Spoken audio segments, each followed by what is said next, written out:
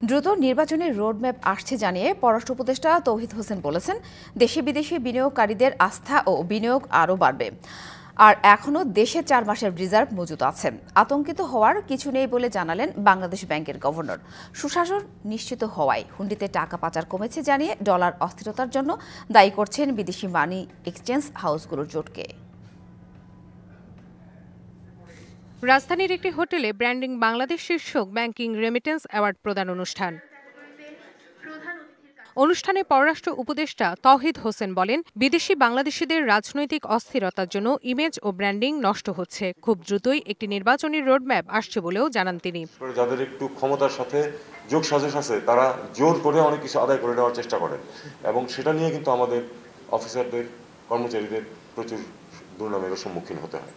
আশা করছি যে খুব তাড়াতাড়ি একটি রোডম্যাপ এসে যাবে, তখন সহজে আস্থা ফিরে আসবে আমাদের যে বিদেশি বিনিয়োগকারীরা আছেন।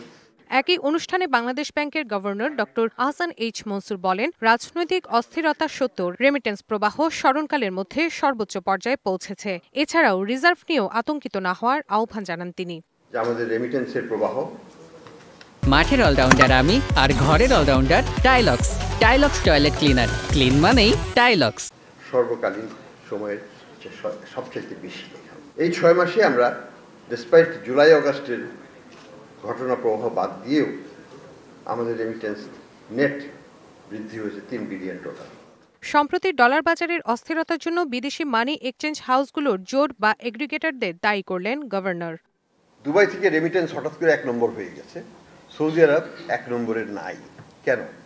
কারণ সৌদি আরবের টাকাগুলো সব এগ্রিগেশনের মাধ্যমে দুবাইতে চলে আসছে। কিছু প্রভাবশালী বড় কোম্পানি তারা এই অর্থটাকে এগ্রিগেট করে একটা বার্গেনিং প্রসেসে আমাদের এক্সচেঞ্জ রেটকে তারা ম্যানিপুলেট করার চেষ্টা করে।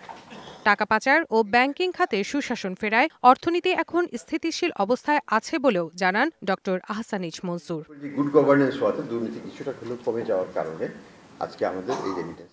Rifat Tasnova, DBC news, Dhaka.